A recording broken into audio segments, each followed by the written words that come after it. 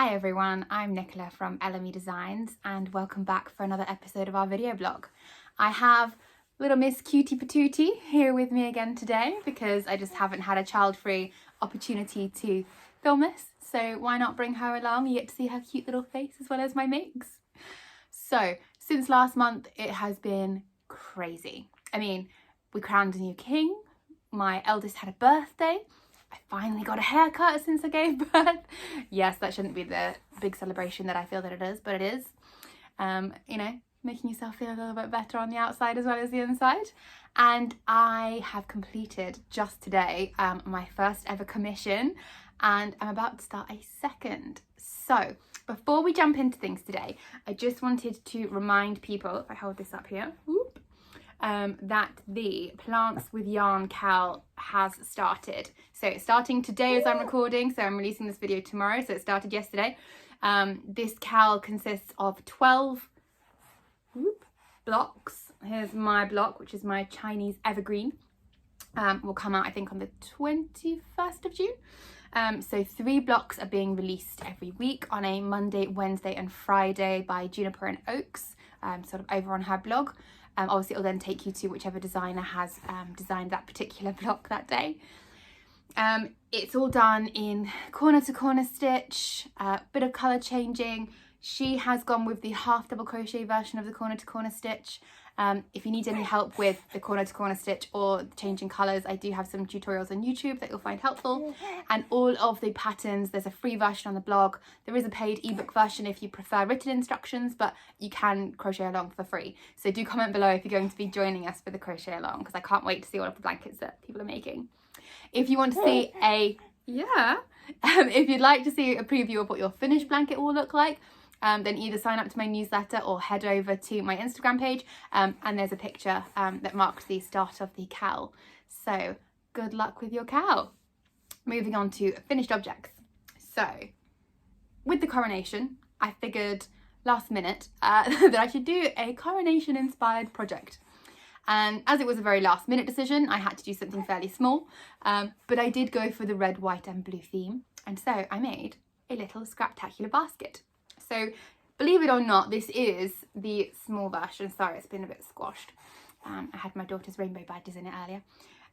So I went with red, white and blue, but because it was last minute, it's made entirely from stash. So the reason that it's much bigger than the last scraptacular small basket that you saw is that the original was made with 2 strands of DK weight yarn. This is made not only with 3 strands of yarn, but 2 of them are Aran and 1 of them is DK, just because that's what I had to hand. So this one is made with Stylecraft Special Aran and DK in the colours Lipstick, Aster and White. It fits my daughter's rainbow badges in it with plenty of room to spare. Should probably find something bigger to put in it just to make better use of the space, but for now that's just what is making home in the basket. Oh, are you tired, darling? And there is a free version, so this exact version, the small version, is free on the blog, so feel free to check it out. I do recommend the yarn under technique just to give yourself that good stiffness to hold the basket up. I don't have a video for that yet, sorry, I'll have to Google someone else. But I just find them so handy. I mean, my little one I keep my stitch markers in. I've got a medium one that I keep all of my spare bobbins in, and then I've got a big one that I keep some of the yarn that I'm actively using in. So yeah, they just come in handy everywhere, and I think I'm going to make a set as a housewarming gift for one of my friends. So I'm not quite sure what colours I'm going to make it in yet. I have to wait and see. Okay, so the second thing that I have managed to finish. My gosh, this has been a slow burner. Not because I don't like the pattern, not because I don't like the yarn, but just because it was my portable project, it was my don't have to think about it project, and therefore I only really did it when I was in those situations that would apply. So for example, when I was sat in the waiting room waiting to have my hair cut, when I'm sat in the car waiting to collect my daughter from school. You know, if I have 2 free hands, I tend to go for my more complicated projects because I've got 2 free hands, a bit of brain space, and I want to make progress on those. So this has taken me a little while. I will try and get a picture of it modelled on my husband to share on Instagram or in my newsletter. But this, not that I'm showing it off very well because it's just stuck on my hand because I've got only one hand right now, is the Maxwell Beanie by Michelle Ferguson. So she is the founder of Two Brothers Blankets, and this year, back in March, she released a book called Crochet Makes for Men, which you can grab. I'll drop the link below. In it, she put 12 patterns specifically designed for men. If I recall correctly, there are 6 garments, 2 scarves and 4 hats. Maxwell Beanie was the hat that my husband selected. He has also picked out a jumper that he would like me to make, but I haven't got that far yet. So this was made with the, and I'm going to get this completely wrong now because I don't have the label to hand, the Rowan Baby Cash Soft Merino, or Baby Soft Cash Merino. Oh gosh, some of those words together. I'll put it in the show notes. In the shade Denim. It is a pattern that you work in a rectangle and then join together at the top, rather than sort of working from the top or working from the bottom. And it fits him really well, so he really likes it. He picked out the yarn himself, as I discussed previously. He didn't like any of the yarn in my stash, and of course went for some nice yarn. So, you know, I'm not going to complain about getting to use nice yarn and not getting the look when it arrives in the post for me to use, because it's not my staple yarn, my usual go-to yarn. So hopefully he'll get plenty of use out of it this winter. It's getting a bit warm now for him to be wearing it in the UK, but I will get him to pose for a photo just so you can get a better look of what it looks like on. It does have a textured stitch. If I just hold this a bit closer so you can see it. And I do think that making it in a single colour, so sort of a monochrome colour, works really well for this stitch. I'm not sure if you used a variegated yarn, if it would show the stitch details quite as well. So yeah, that is my second finished object. Now, excuse me, the only other finished object for this last month that I have is my commission that I literally posted off this morning. So A, I don't have it to show you, but B, because it's a commission, it's going to be a secret until it's released, because it's going to be in a magazine. So I'm not allowed to tell you what it is or what it looks like or anything about it, unfortunately. As soon as I'm given permission to share the details with you, I will. I can say that it's going to be in a UK magazine and it's going to be released in the summer.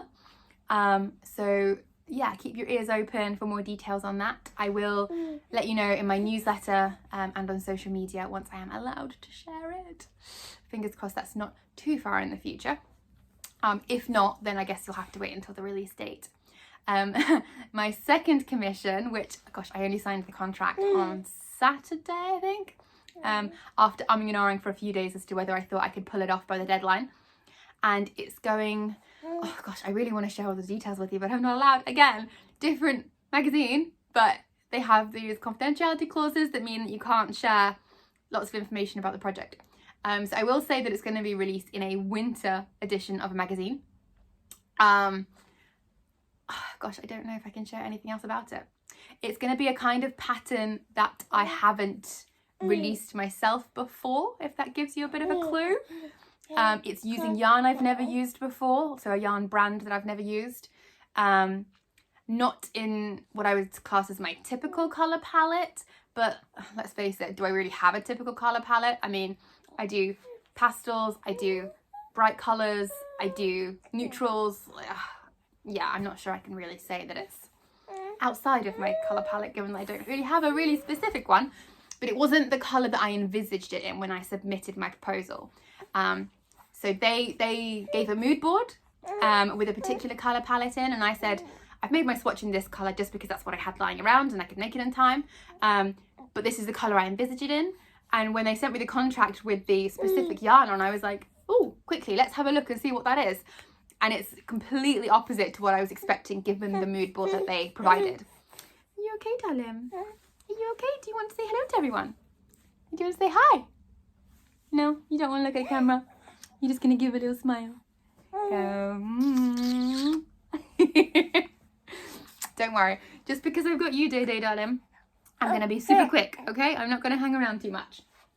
So the next one that I'm not going to show you all of is the one that I showed you the start of last time. So this grey whip here. Now this is a pattern that I have been working on, and unfortunately it is not going as planned.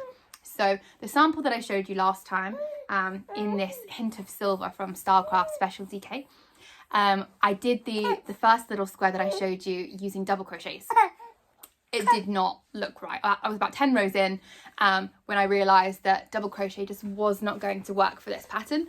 So I frogged it all back, started it again in half double crochet, and I'm now perfectly happy with how the design is coming out. You know, it's looking in the right proportions for how I wanted it to look. However, there's something going on with my tension for this particular style of pattern. So I don't do that many projects in the round, and I've never designed a project in the round, but my tension is not right. It's not sitting flat. So I'm going to frog it back. Thankfully I'm not anywhere near finished, so I haven't got bucket loads to frog back, but I've done about half of the main body before I'm like, you know what, this isn't working itself out as it gets bigger. So I'm just going to have to frog it, change my hook size and start again. Not ideal in terms of the amount of time and energy I've already put into the project, but I don't want to release a subpar pattern to you. I want it to work and for you to be happy, and you know, I don't want to get the reputation of being a shoddy designer. So apologies that one will be a little bit further into the future that it's being released than I had originally anticipated. Hopefully you'll think that it's worth the wait. Are you okay? Are you just really tired? Are you just tired? Is it funny? Yeah? Right, let's see if we can show people the next one. So, I don't know if you remember, a little while back, I took part in a collaborative cowl called the Here Comes Travel Blanket. I have decided to make a baby version of this blanket. I think it's basically going to be the backup baby blanket for my best friend who told me she was pregnant recently, if I don't have time to design a pattern specifically for the baby. She doesn't know what she's having. She doesn't plan on finding out what she's having. The baby is due in November, so a blanket is a great gift. And I have chosen kind of blues and greys as sort of the colour palette. So I've made, oh gosh, so I can hold it up here. I've made my slalom square in Starcraft Special DK in cloud blue. Oh, darling, let me just, you've just grabbed hold of the yarn there. Let me just grab it off you. I don't want you to get it wrapped around your fingers. Can you let go? Thank you. Let me pull out the next bit that I've been working on. So that square is finished bar the border. So I purposefully haven't added the border and fastened off yet, because obviously that's the square I designed. I know how big it's going to turn out. I want to do a few more of the other designers' squares to make sure that they're all coming out the same size before I fasten off. Just because obviously if it's a bit too small, I can add a few extra rounds of single crochet around the edge, just to make sure that it all looks nice and neat when it's finished. And this is kind of just past the halfway mark of the baseball diamond square, which was by Simply Melanie Jane. So she was one of the other designers. She was actually the host, so she did quite a few of the squares. So this is in Starcraft Special DK in silver. Alright, darling. I've also picked out some Aster to use. And depending on how it goes, I'm thinking of maybe adding in a dark blue as well. Maybe not. Let me know what you think. Maybe the 3 colours is enough. Maybe it'll be too busy if I add loads of colours. Yeah, I guess we'll just see how it works up. I haven't decided how many squares I'm going to make the baby blanket yet. I'm just picking kind of ones that I really like, making those first. Then I'm going to lay them out, see how big it is, and if it's not big enough, obviously make some more. I probably won't make all 20 because the whole blanket is quite large. Okay, darling. But obviously with varying tension and stuff, I don't want to just completely rely on her final measurements. I want to figure it out as I go along. Plus, I do like to make fairly large baby blankets. I don't like them to be teeny tiny sort of pram size blankets. I like the ones that you can wrap them up all snuggly and nice in. So I shall keep you posted on how many squares I make and which ones I decide to make. I'm definitely going to make the leaf one. Definitely, I really like that one.